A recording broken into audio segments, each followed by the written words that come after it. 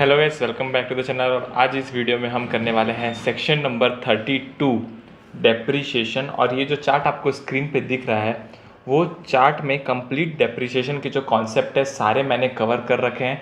तो एक बार आइए गो थ्रू करते हैं और समझते हैं कि डेप्रीशिएशन जो है कैसे अलाउ होता है पीजीपीपी हेड में और हम कैसे उसका डिडक्शन ले सकते हैं। तो सबसे पहले इस चार्ट में आते हैं। तो सबसे पहले आता है यहाँ पर हेडिंग। डेप्रीशिएशन जो है वो सेक्शन नंबर 32 में अलाउ होता है। इसके पहले वाले वीडियो में हमने सेक्शन 13, सेक्शन 31 ये दोनों सेक्शन अभी तक हमने देखे हैं जहाँ पर डिडक्शन अलाउ होते हैं, और ये तीसरा सेक्शन है डेप्रीशिएशन। ठीक है, अब डेप्रीशिएशन अलाउ करने के लिए आपको दो कंडीशन सेटिस्फाई करनी बहुत ज़रूरी है। पहली कंडीशन ये है कि जो भी एसेट आपने खरीदी है वो आपके बिजनेस में यूज़ होनी चाहिए, और दूसरा कंडीशन ये है कि आप उस एसेट के ओनर होने चाहिए। ठीक है, ओनर यानी लीगल ओनर या फिर बेनिफिशियल ओनर है तो भी चलेगा। ज़रूरी नहीं कि आपके नाम से ही वो एसेट होनी चाहिए। अगर आप बेनिफिशियल ओनर हो तो भी आप उस पर डेप्रिसिएशन क्लेम कर सकते हो। तो ये दोनों कंडीशन अगर सेटिस्फाई होती है तो आप डेप्रिसिएशन क्लेम करने के लिए एलिजिबल हो जाते हो। अब अगर कोई लीज़ है तो लीज़ के केस में क्या होगा? लीज़ के केस में क्या होता है कि मैं कोई एसेट जो है वो किसी को लीज़ पे दे रहा हूँ, यानी वो मेरे को उसके बदले में कोई पैसा हर मंथ पे करेगा, एज अ रेंट टाइप का होता है। तो लीज़ के केस में क्या होता है, जो डेप्रिसिएशन है वो हमेशा लेज़र को अलाउ होता है। लेज़र यानी जिसके नाम से एसेट होती है उसको अलाउ होता है। और हायर परचेस का केस है। हायर परचेस में क्या होता है? हायर परचेस में हम आखिरी इंस्टॉलमेंट में हमको एसेट की ओनरशिप ट्रांसफ़र होती है, पर जब डेप्रिसिएशन की बात करें तो हम फुल वैल्यू डेप्रिसिएशन क्लेम कर सकते हैं, वो भी स्टार्टिंग से यानी जिस दिन हमने एसेट परचेस की उस दिन से हम हायर परचेस को डेप्रिसिएशन क्लेम करने के लिए एलिजिबल कर सकते हैं। ठीक है, अब दूसरी बात यह है कि अगर कोई पार्टली परचेस्ड एसेट है, पार्टली यानी पार्टली आपने खरीदी हुई है, पार्टली किसी और ने खरीदी हुई है, यानी आप को ओनर हो। मैं ये बोल सकता हूँ अगर आप को ओनर हो तो को ओनर के केस में क्या होता है कि आपको खाली अपने शेयर का डेप्रिसिएशन अलाउ किया जाएगा। अगर आपने कोई एसेट खरीदी 70% आपकी है, 30% किसी और की है, तो आप खाली डेप्रिसिएशन का 70% पार्ट ही क्लेम कर सकते हो। ये दोस्तों था हमारा 3 पॉइंट, बहुत इंपॉर्टेंट है, आपको ध्यान में रखना है। उसके बाद आता है एक केस लॉ। केस लॉ है दोस्तों ICDS लिमिटेड का। अब ICDS लिमिटेड ने जो एक बस खरीदी, कुछ बस खरीदी और वो बस दे दी लेसी को, लीज पे दे दी। तो लेसर कौन हो गया? ICDS limited. तो अब मैंने आपको पढ़ाया था कि हमेशा जो डेप्रिसिएशन है वो देखो यहाँ पर मैंने पढ़ाया था लेसर को मिलता है, पर इसने क्या किया था, इसने जो है वो जो भी एसेट खरीदी थी, जो भी बस खरीदी थी, वो लेसी के नाम से खरीदी थी, लेसी के नाम से खरीदी थी। पर अब क्या, क्योंकि एसेट तो लेसी के नाम से है तो डेप्रिसिएशन किसको क्लेम करना चाहिए? लेसी को करना चाहिए या लेजर को करना चाहिए? तो यहाँ पर ये केस में जो कोर्ट ने इस पे 4 पॉइंट जो है वो निकाले हैं और उसका डिसीजन दिया है। आइए देखते हैं 4 पॉइंट क्या है। कोर्ट ने एग्रीमेंट पढ़ा। एग्रीमेंट में लिखा था कि ICDS एक्सक्लूसिव ओनर रहेगा इन बसेस का, और अगर लीज पे नहीं होती है तो लेजर जो है वो ओनरशिप अपनी वापस छीन लेगा। लेजर के पास राइट टू इंस्पेक्शन भी है कि वो कभी भी जाके वो बस को चेक कर सकता है। और at the end of the lease period, यानी जब लीज खत्म होती है तो एसेट जो है वो ट्रांसफ़र कर दी जाएगी वापस लेजर को। तो ये 4 पॉइंट को ध्यान में रखते हुए कोर्ट ने ये कहा कि इससे ये साबित होता है कि जो ओनर है वो भले लीगली लेसी है, पर यहाँ पर इस कंडीशन के हिसाब से लेजर को ओनर मानकर उसको डेप्रिसिएशन अलाउ किया जाएगा। तो डेप्रिसिएशन यहाँ पे लेजर को अलाउ होता है। तो ये केस लॉ आपको ध्यान रखना है, ICDS लिमिटेड का केस लॉ है। अब आते हैं दोस्तों क्लासिफिकेशन ऑफ एसेट में। क्लासिफिकेशन ऑफ एसेट यानी हमारे इनकम टैक्स में एसेट को 4 पार्ट में डिवाइड किया गया है। पहला जो है वो है बिल्डिंग, दूसरा है फर्नीचर, तीसरा है प्लांट एंड मशीन, और चौथा है इनटेंजिबल एसेट्स। ठीक है, अब इनटेंजिबल एसेट में दोस्तों गुडविल में आपको डेप्रिसिएशन नहीं मिलता, ये बात आपको ध्यान में रखनी है। पहले मिलता था अब गुडविल में आपको डेप्रिसिएशन नहीं मिलता। तो क्लासिफिकेशन करेंगे तो 4 हो गया। एक हो गया building, furniture, plant and machinery और intangible asset. Intangible asset other than goodwill, goodwill में आपको कोई भी डेप्रिसिएशन देखने को नहीं मिलता। अब आते हैं दोस्तों, अगर आपने अकाउंट्स में पढ़ा होगा तो 2 मेथड होते हैं डेप्रिसिएशन लगाने के, एक होता है WDV, दूसरा होता है स्ट्रेट लाइन मेथड। तो कौन सा मेथड इनकम टैक्स में फॉलो किया जाता है, आइए देखते हैं।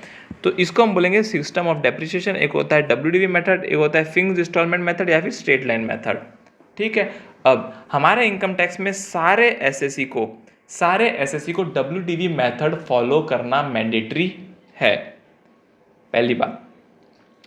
अब सारे एसएससी को WDV मेथड फॉलो करना मैंडेटरी है, पर यानी बट अगर कोई पावर जनरेशन या फिर पावर डिस्ट्रीब्यूशन या फिर पावर ट्रांसमिशन, ये 3 case, power generation, power transmission या फिर पावर डिस्ट्रीब्यूशन के बिजनेस में है, तो उसके लिए ऑप्शन दिया गया है।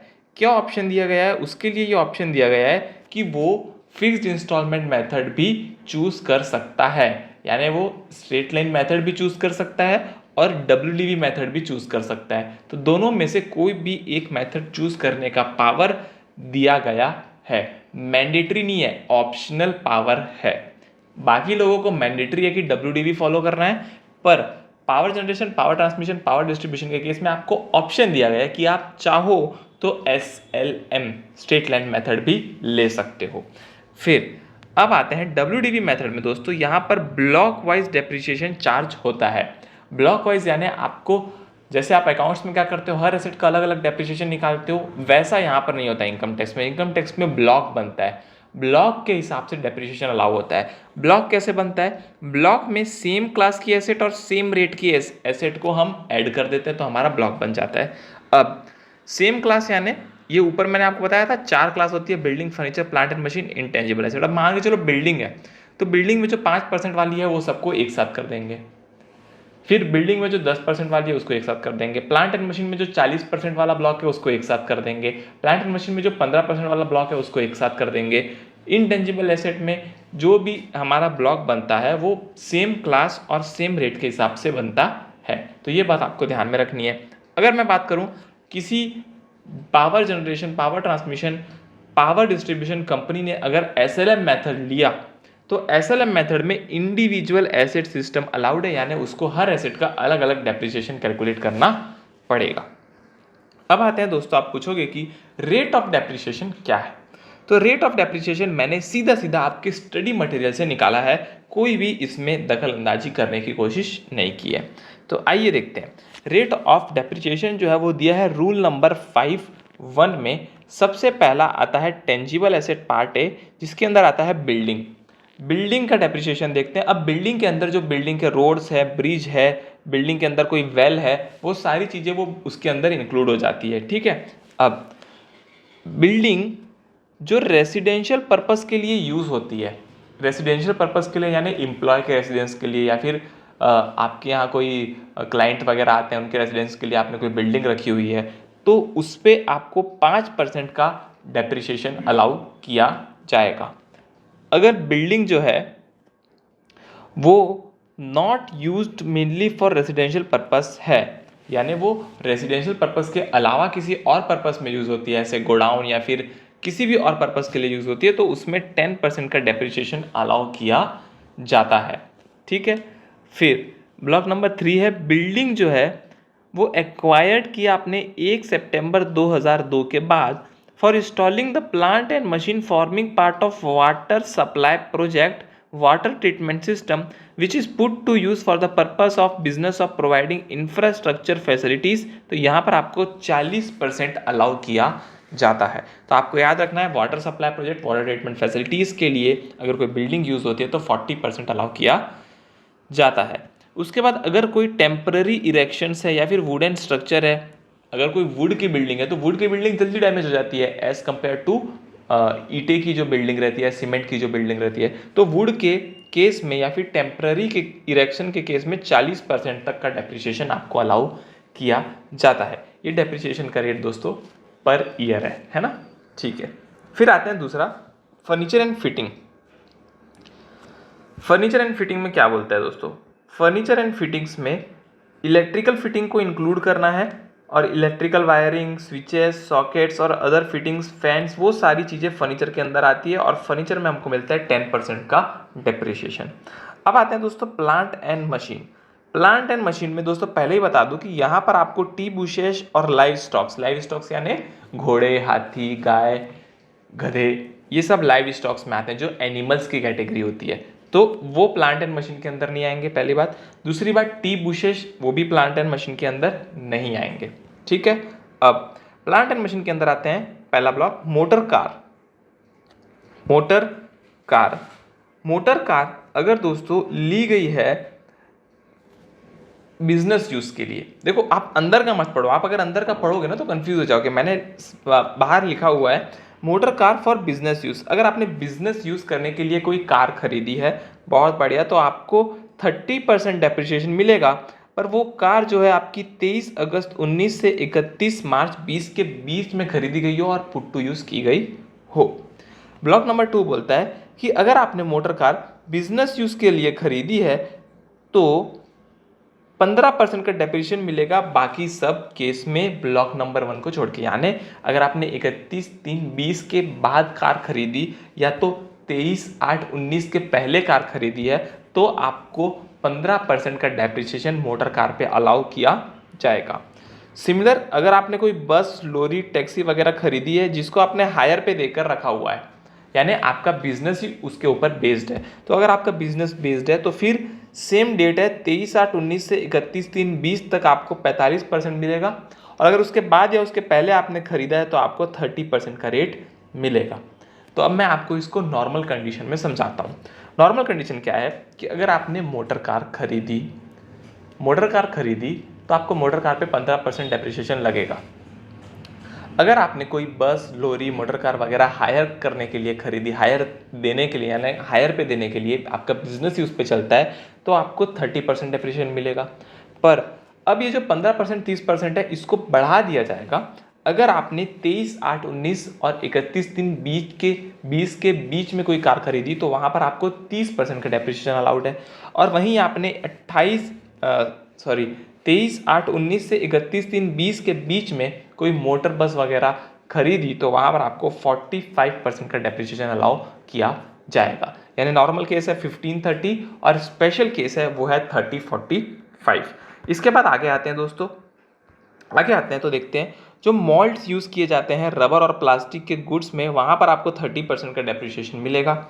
एरोप्लेन्स, एरो इंजिन्स में आपको 40% मिलेगा। Specified air control, air pollution, water pollution, solid pollution या फिर सॉलिड वेस्ट रिसाइकलिंग, ये सारी चीज़ में 40% आपको मिलेगा। ये सारे जो इक्विपमेंट होते हैं उसमें 40% आपको मिलेगा।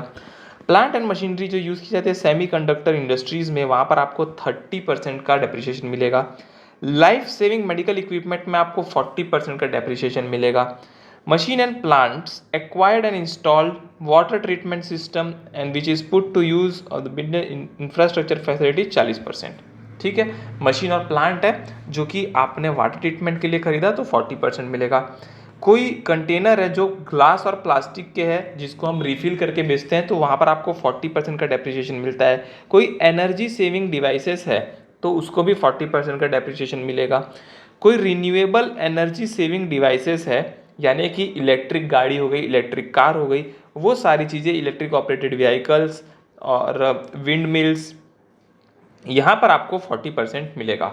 विंड मिल दोस्तों 1/4/14 के बाद खरीदेंगे तो 40%, 1/4/14 के पहले खरीदेंगे तो 15%, जो कि यहाँ पर लिखा हुआ है, अगर आप देख सकते हो तो आपके लिए ईजी हो जाएगा। और कोई भी अदर डिवाइसेस है, इलेक्ट्रिक जनरेटर्स, पंप्स, जो कि विंड एनर्जी पे चलता है तो वहाँ पर आपको 40% का डेप्रिसिएशन अलाउ किया जाएगा। इसके बाद दोस्तों आते हैं computers, including computer software, printer और उसकी एसेसरीज। ये सारे में आपको 40% लगता है। पर आप दोस्तों मोबाइल को कंप्यूटर नहीं बोल सकते, टैबलेट को कंप्यूटर नहीं बोल सकते, EPABX मशीन होता है उसको आप कंप्यूटर नहीं बोल सकते, तो वहाँ पर आपको 15% डेप्रिसिएशन मिलेगा, क्योंकि नॉर्मल केस में 15% मिलता है, खाली स्पेशल केस में स्पेशल रेट मिलते हैं। अगर आपके पास कोई बुक है तो बुक पे आपको 40% मिलेगा। अगर आपका book owned by the SSC है और आप लाइब्रेरी का बिजनेस कर रहे हो तो भी आपको 40% का डेप्रिसिएशन मिलेगा। और जो जनरल रेट है वो है 15% प्लांट एंड मशीन का। तो आई होप आपको ये समझ आया हो। फिर आते हैं शिप में। अगर ओशियन गोइंग शिप है तो 20%, कोई वेसल है जो इनलैंड वाटर में चल रहा है तो वो भी 20%, स्पीड बोट है तो भी 20%। यानी अगर आपको कहीं भी शिप या बोट दिखी तो 20% का डेप्रिसिएशन लगा दीजिए। इनटेंजिबल एसेट 25% है। Know how, patent, copyright, trademark, licence, franchisees पर गुडविल को छोड़कर, गुडविल में डेप्रिसिएशन नहीं मिलेगा, तो बाकी सब केस में 25% का डेप्रिसिएशन आपको मिलने वाला है।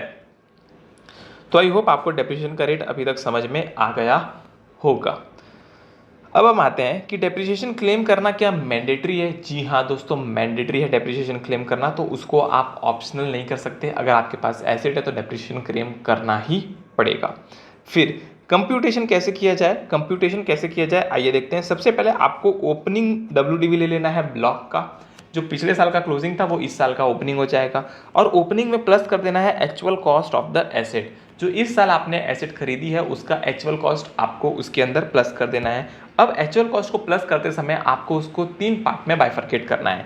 क्या आपने एसेट 180 दिन के पहले खरीदी, यानी जो आपके एग्जाम की डेट है वो है 4 अक्टूबर, अगर आपने 4 अक्टूबर के पहले खरीदी तो अलग कैटेगरी में आएगी। 4 अक्टूबर के आज उसके बाद खरीदी तो अलग कैटेगरी में आएगी। और अगर आपने एसेट खरीदी है बट उसको पुट टू यूज में नहीं लाया तो अलग कैटेगरी में आएगा। क्यों अलग कैटेगरी में आएगा मैं आपको बताता हूँ।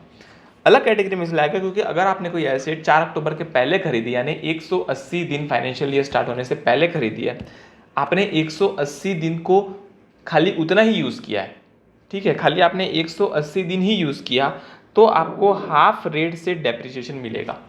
180 दिन से कम यूज़ किया तो हाफ रेट, 180 या उससे ज़्यादा दिन के लिए किया तो फुल रेट। तो इसीलिए हमको बाइफरकेट करना है कि आपने एसेट जो है वो बिफोर 4 अक्टूबर खरीदी या आफ्टर 4 अक्टूबर खरीदी। एक बार और मैं आपको समझा देता हूँ। देखो, अगर 4 अक्टूबर के पहले खरीदोगे तो 180 दिन से ज़्यादा आपने यूज़ किया तो आपको फुल डेप्रिसिएशन मिलेगा। पर अगर आपने ऑन और आफ्टर 4 अक्टूबर खरीदा है तो आपको हाफ रेट से डेप्रिसिएशन मिलेगा, क्योंकि आपने 180 दिन से कम यूज़ किया है उस एसेट को। और आपने एक्वायर्ड किया एसेट पर पुट टू यूज़ नहीं किया तो आपको कोई भी डेप्रिसिएशन वहाँ पर नहीं मिलने वाला है, ठीक है। तो आपने क्या किया, ओपनिंग WDV लिया, उसमें एक्चुअल कॉस्ट प्लस कर लिया, और जो भी सेल किया है एसेट को उसकी वैल्यू आप माइनस कर दो। सेलिंग प्राइस माइनस की जाती है, WDV माइनस नहीं की जाती, सेलिंग प्राइस माइनस की जाती है। तो लेस कर दिया आपने सेल ऑफ एसेट, लेस कर दिया WDV ऑफ स्लम सेल। अगर कोई स्लम सेल किया यानी एक एसेट के ग्रुप को आपने सेल किया तो उसको आपको WDV को यहाँ पे माइनस करना है, तो आ जाएगा आपका WDV for the purpose of depreciation. तो ये जो WDV आएगा उस WDV पे आपको इंटरेस्ट लगाना है, इंटरेस्ट बोल रहा हूँ, डेप्रिसिएशन लगाना है, इंटरेस्ट नहीं लगाना, डेप्रिसिएशन लगाना है। तो डेप्रिसिएशन यहाँ पर एज पर द लॉ जितना अलाउ है वो आप माइनस करोगे तो आपका क्लोजिंग WDV ऑटोमेटिकली आ जाता है। डेप्रिसिएशन कैसे कैलकुलेट करना है, जो भी यहाँ पर ये वैल्यू आती है उस वैल्यू में जो भी एसेट 180 दिन से कम यूज़ किया उसमें हाफ रेट, 180 दिन से ज़्यादा यूज़ की गई है उसमें फुल रेट, और जिसको पुट टू यूज़ नहीं किया गया उसमें कोई भी डेप्रिसिएशन नहीं लगाना है। ये था दोस्तों कैलकुलेशन कैसे करना है, ये हमने देखा। अब यहाँ पर अगर आप सेलिंग प्राइस माइनस कर रहे हो तो अगर आपने बिल्डिंग बेची तो क्या स्टैम्प ड्यूटी वैल्यू देखना है? नहीं, यहाँ पर आपको स्टैम्प ड्यूटी वैल्यू देखने की कोई भी ज़रूरत नहीं है। जो भी नॉर्मल सेलिंग प्राइस है बिल्डिंग की वो आपको यहाँ पर माइनस करनी है, ठीक है दोस्तों। इसके बाद एक नोट है, बहुत ही इंपॉर्टेंट नोट है। मैंने आपको अभी थोड़ी देर पहले बताया, अगर कोई भी एसेट 180 दिन से कम यूज़ की गई है,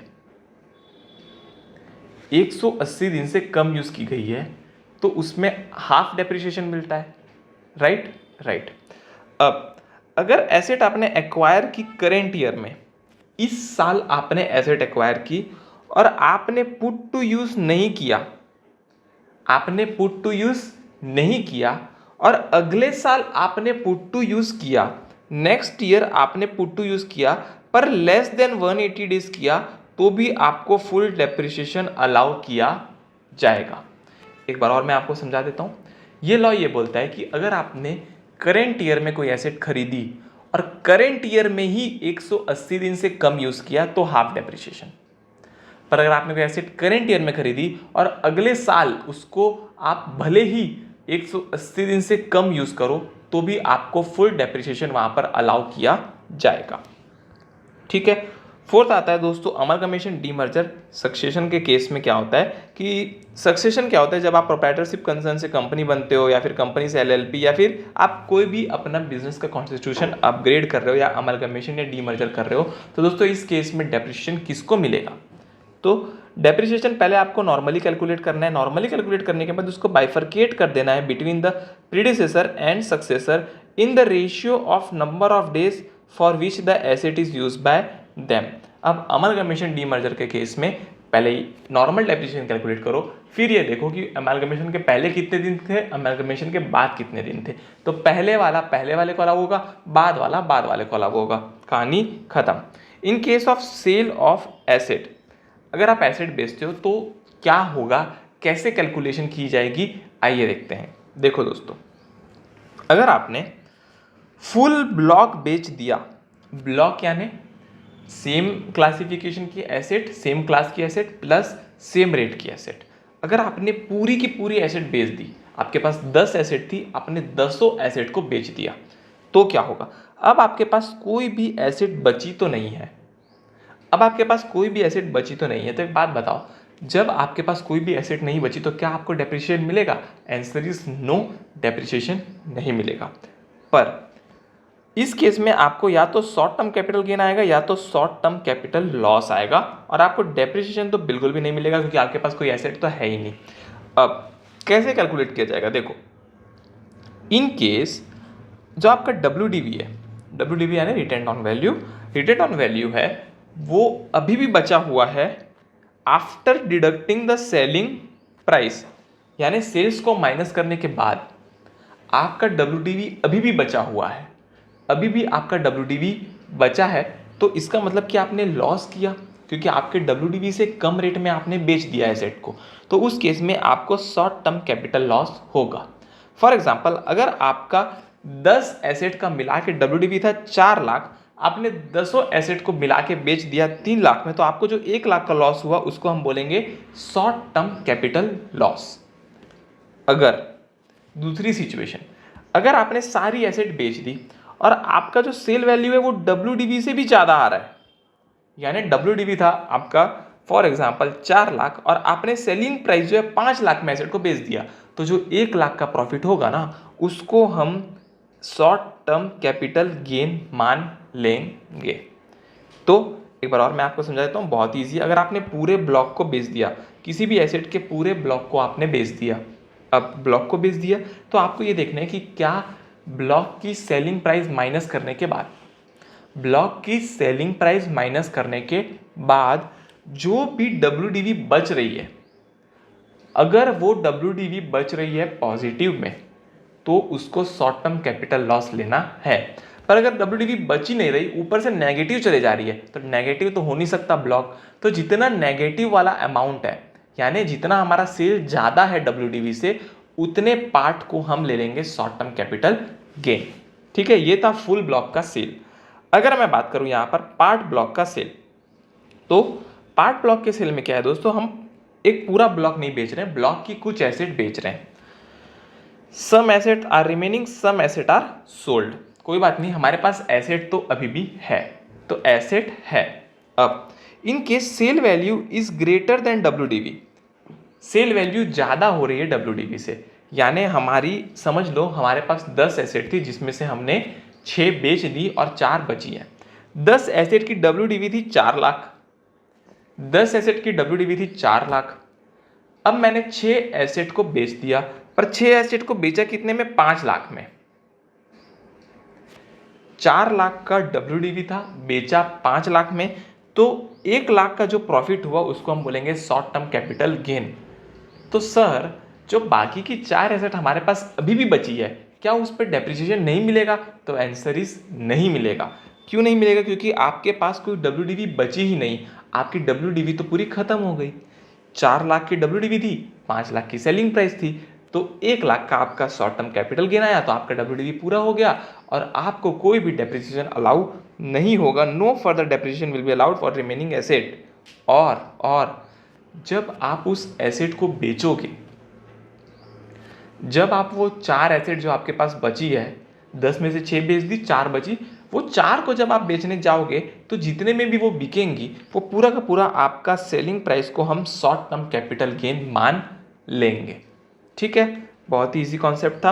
अब अगर आपने कुछ एसेट बेची और आपका WDV बच गया, WDV still exist after the sale, sale के बाद भी आपका WDV बचा है, तो उस WDV पे आपको डेप्रिसिएशन अलाउ किया जाएगा और उस केस में कोई भी कैपिटल गेन नहीं लगेगा आपको।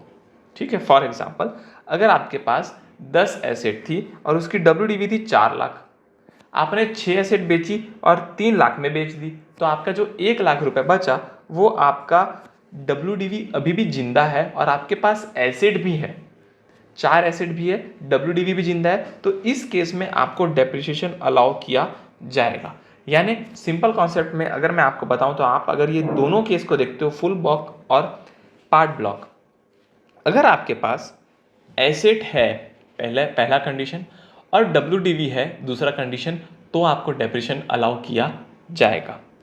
पर आपके पास दोनों में से एक भी चीज़ नहीं है, यानी या तो आपके पास एसेट नहीं है या फिर WDV नहीं है, तो आपको डेप्रिसिएशन अलाउ किया नहीं जाएगा। ठीक है दोस्तों, तो ये था दोस्तों, मैंने आपको समझाया फुल ब्लॉक के केस में क्या करना है और पार्ट ब्लॉक के केस में क्या करना है। अब आते हैं दोस्तों एडिशनल डेप्रिसिएशन में। एडिशनल डेप्रिसिएशन क्या है, यानी जो नॉर्मल डेप्रिसिएशन अभी तक मिल रहा था वो तो मिलेगा ही, उसके अलावा कुछ एक्स्ट्रा डेप्रिसिएशन मिलने वाला है।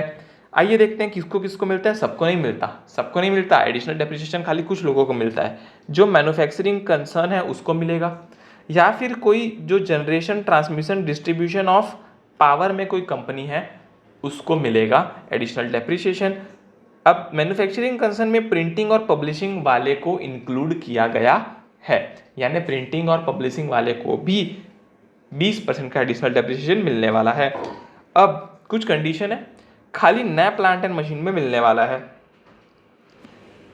Second hand plant and machine में आपको एडिशनल डेप्रिसिएशन नहीं मिलता। अगर आपने प्लांट एंड मशीन ऑफिस के लिए या तो रेसिडेंशियल एकोमोडेशन के लिए खरीदी तो भी आपको एडिशनल डेप्रिसिएशन नहीं मिलेगा। अगर आपने प्लांट एंड मशीन खरीदी जिसमें आपने 100% डिडक्शन ले लिया किसी और सेक्शन में, जैसे कि सेक्शन 35 AD, तो आपको यहाँ पर अगर आपने 100% पहले ही क्लेम कर लिया तो यहाँ पर एडिशनल डेप्रिसिएशन नहीं मिलेगा।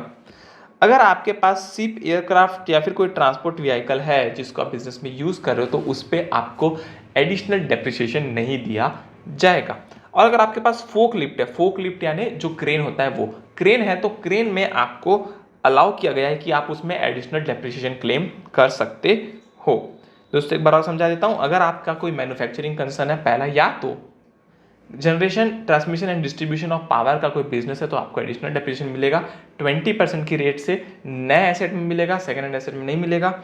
100% अगर आपने पहले डिडक्शन क्लेम कर लिया है तो अभी आपको वहां पर एडिशनल डेप्रिसिएशन नहीं मिलेगा। ऑफिस या रेजिडेंशियल पर्पस के लिए यूज कर रहे हो एसेट को, प्लांट एंड मशीन को, तो नहीं मिलेगा। और शिप, एयरक्राफ्ट या फिर ट्रांसपोर्ट व्हीकल है तो नहीं मिलेगा। रेट जो है वो 20% है और only for the company following WDV method, यानी WDV मेथड में ही मिलेगा।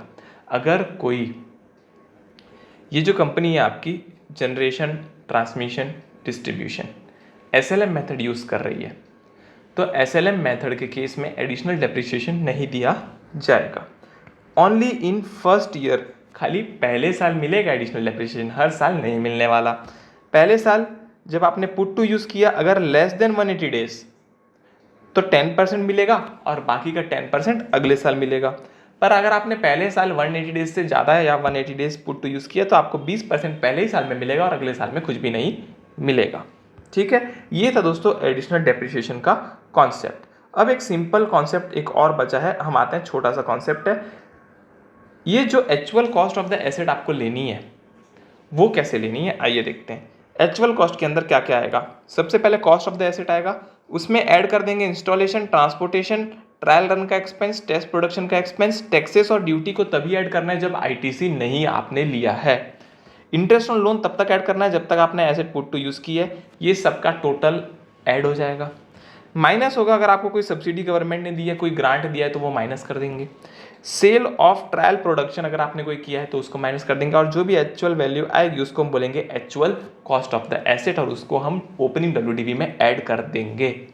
पर अगर आपने ये ऊपर जो एक्सपेंसेस दिए हुए हैं ना, ये वाले, ये एक्सपेंसेस अगर आपने इनकर किए हैं और वो एक्सपेंसेस की अगर मैं बात करूं तो वो एक्सपेंस अगर आपने कैश में इनकर किए 10,000 से ज़्यादा, 10,000 से ज़्यादा आपने कैश दिया पर डे पर पर्सन को, तो उसको यहाँ पर ऐड नहीं किया जाएगा, उसको आपको डेप्रिसिएशन क्लेम करने के लिए वो अमाउंट नहीं दी जाएगी।